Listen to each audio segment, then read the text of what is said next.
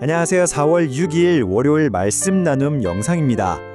오늘 함께 나눌 말씀은 열왕기하 11장 17절 말씀입니다.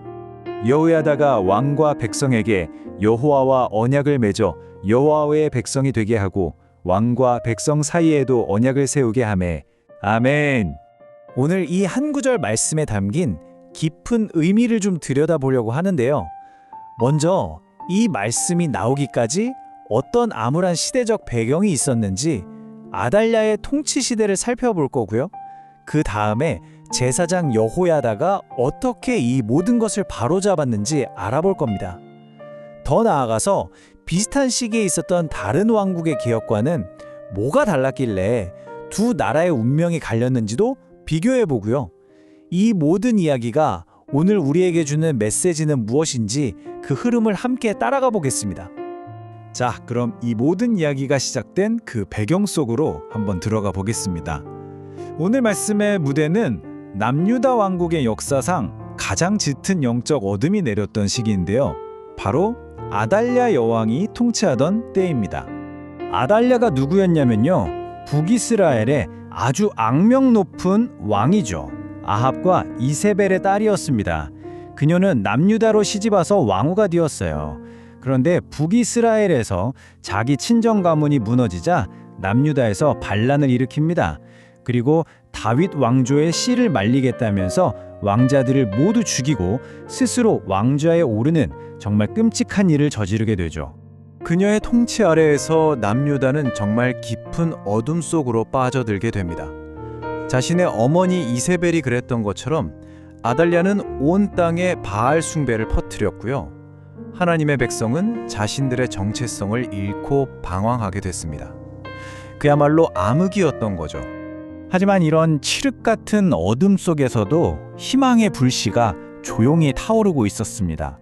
바로 제사장 여호야다를 통해 시작된 하나님의 계획, 언약을 새롭게 하는 일이었습니다.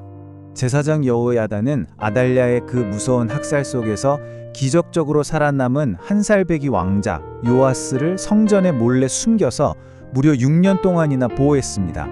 그리고 때가 되자 사람들을 모아 반정을 일으켜서 어린 요아스를 왕으로 세웁니다. 그의 개혁은 단순히 왕만 바꾼 게 아니었어요. 그는 바알 신당을 허물고 무너진 성전을 다시 고쳐 세웠고요. 그리고 가장 중요하게는 오늘 우리가 읽은 말씀처럼 왕과 백성이 하나님과 다시 언약을 맺도록 이끌었습니다. 여기서 말하는 언약이라는 게 우리가 생각하는 단순한 계약하고는 조금 달라요. 이건 하나님과 그분의 백성 사이에 맺어진 거룩한 약속. 그러니까 너희는 내 백성이 되고 나는 너희의 하나님이 될 것이다 라는 그 관계 자체를 회복하는 걸 의미합니다. 여호야다의 개혁은 바로 이 관계를 바로 세우는 게 핵심이었던 겁니다. 자, 그런데 여기서 정말 흥미로운 지점이 하나 있습니다. 바로 비슷한 시기에 북이스라엘에서도 개혁이 있었다는 사실이죠. 하지만 그 결과는 완전히 달랐습니다. 남유다의 여호야다와 북이스라엘의 예후, 이 두 개혁이 도대체 뭐가 달랐는지 지금부터 한번 살펴보겠습니다. 이 화면을 보시면 그 차이가 한눈에 들어오실 텐데요. 왼쪽에 있는 여호야다는 하나님과의 관계를 회복하는 게 목표였어요. 그래서 그의 개혁 중심에는 언약이 있었죠. 하지만 오른편의 예후는 좀 달랐습니다. 그 역시 하나님의 명령에 따라 바알 신당을 부수긴 했지만 그건 그냥 행위에 그쳤어요. 마음의 중심은 여전히 다른 우상들을 향해 있었기 때문에 그의 개혁은 반쪽짜리가 될 수밖에 없었던 겁니다. 네, 바로 이 차이. 전심으로 하나님과의 관계를 회복하려 했는가? 아니면 그냥 부분적인 행위에만 머물렀는가? 이 차이가 결국 두 왕국의 운명을 완전히 다른 길로 이끌게 됩니다. 보시는 것처럼 부분적으로만 순종했던 북이스라엘은 결국 아수르에게 멸망당한 뒤에 역사 속에서 하나님의 백성이라는 정체성을 완전히 잃어버리고 맙니다. 하지만 언약 위에 굳건히 섰던 남유다는요, 비록 나중에 나라가 멸망하는 아픔을 겪긴 했지만 그 믿음의 정체성만큼은 끝까지 지켜낼 수 있었습니다. 어떻게 이렇게 운명에 큰 차이가 생길 수 있었을까요? 거기에는 아주 핵심적인 이유가 있습니다. 바로 언약 관계라는 건 사람의 신실함에만 기대는 게 아니라 하나님의 신실하심에 기초하기 때문이죠. 하나님께서는 당신의 백성이 언약을 어기고 넘어질 때조차도 그 약속을 기억하시고 끝까지 책임지시며 함께 하신다는 겁니다. 남유다의 정체성은 바로 이 하나님의 신실하심 위에 세워져 있었던 거예요. 이번 옛날의 이야기가 바로 오늘을 살아가는 우리에게 아주 깊은 울림을 줍니다. 이건 그냥 옛날 이야기가 아니라 우리를 향한 하나님의 부르심이기도 합니다. 혹시 우리도 예후처럼 삶의 어떤 특정 영역에서만 하나님께 순종하고 있지는 않은지 돌아보게 됩니다.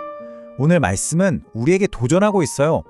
부분적인 순종에 머물지 말고 여호야다처럼 우리의 삶 전체와 마음의 중심을 온전히 하나님께로 돌이키라고 말입니다. 지금이야말로 내 삶의 주인이 누구인지 다시 한번 확인하고 하나님과의 그 언약 관계를 새롭게 해야 할 때입니다. 기도하겠습니다. 우리를 주의 백성으로 부르시는 하나님, 우리를 향한 하나님의 구원의 은혜 안에서 하나님의 백성으로서 살아가게 하여 주옵소서. 하나님을 잊어버린 세상 속에서 하나님의 백성으로 살아가도록 때에 따라 필요한 은혜와 능력을 더하여 주옵소서.